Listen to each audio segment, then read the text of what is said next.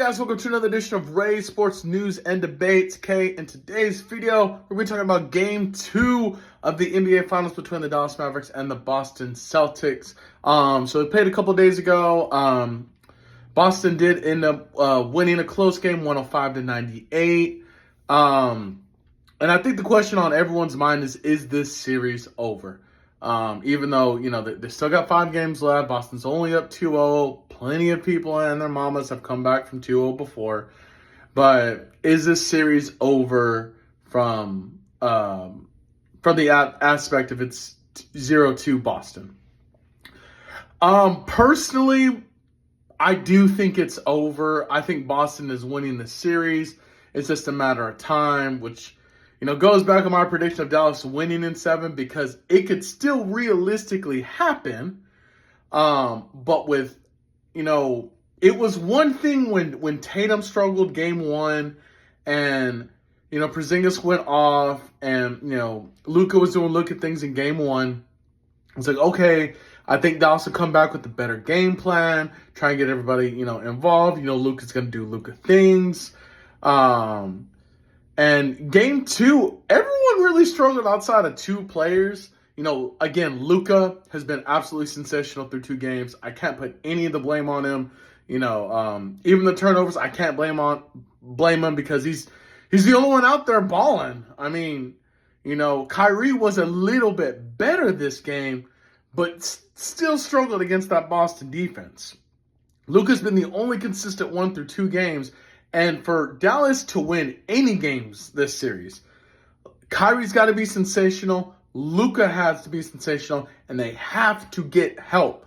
The reason Boston is winning this series is because, Tatum's not necessarily putting out, phenomenal numbers. I mean, he had 18 points, 12 boards, and 9 assists game 2, but he shot 6 for 22 from the field. Boston's winning because they're getting help outside of Jaylen Brown and Tatum. And that's what really was going to decide this game. I gave you 2 players that if they go off, Boston's winning. The first one was Porzingis, okay? Goes off game 1, off the bench, 20 points, 21 minutes. They win the game. Game 2. Now, if I told you Drew Holiday was gonna start and go 11 of 14 from the field, I would have thought you were outside your mind. But Drew Holiday, absolutely the MVP of Game 2. Cannot take anything away.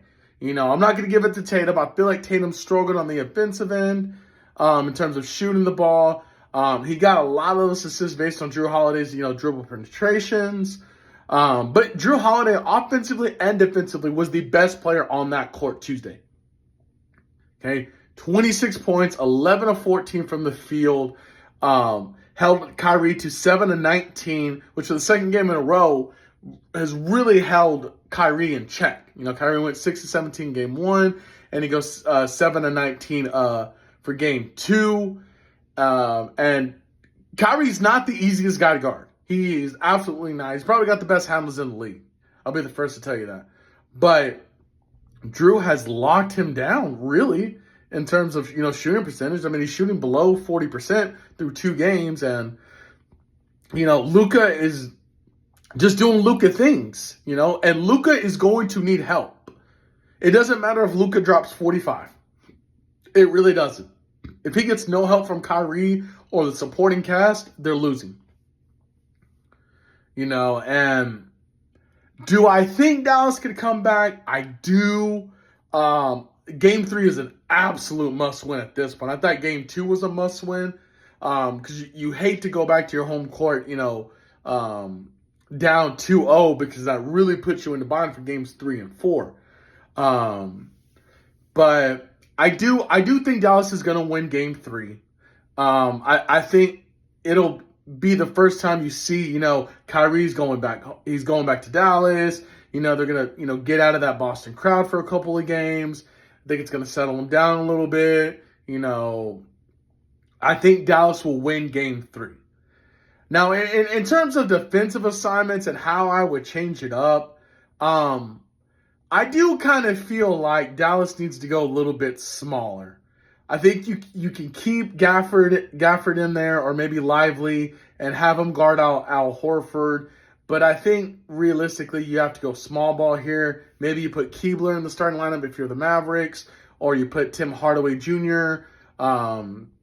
In that, kind of core three with Luka and Kyrie. And then you have PJ Washington kind of at that 3 or 4 position, going back and forth. I don't know. But I mean, I don't know what you change if you're Dallas defensively, because, I mean, it's not like anybody's really balling out. Drew balled out game 2, Porzingis balled out game 1. But outside of those two guys, the team pretty much has been average to below average. But I think you do need to change the offensive scheme. And in terms of, at this point, Luka's just going to have to shoot the ball 30 to 35 times, because at this point, Gafford, PJ Washington, all those other guys, they're probably going to combine for about 20 to 25 points. So if they're going to combine for 20 to 25 points between him, Lively, and Gafford, you really need about 60 to 70 from Kyrie and Luka combined.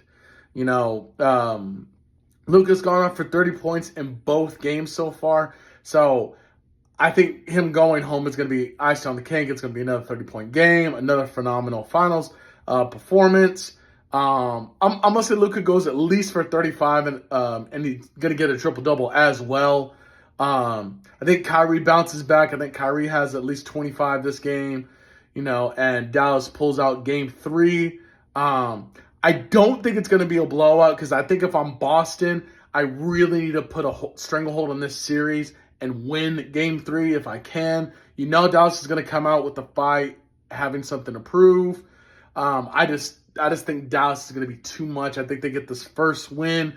I will be kind of watching it like really, really closely in terms of, okay, winner of game 3, how are we going to proceed with game 4? But we'll get to that bridge when we cross it. But that's going to be it for today's video, guys. Again, shout out to you guys for the likes, comments, subscribes to the channel. We hit 350 subscribers a couple of days ago. I think we're above 360 now. But that's all thanks to you guys. Seriously, I appreciate you guys from the absolute bottom of my heart.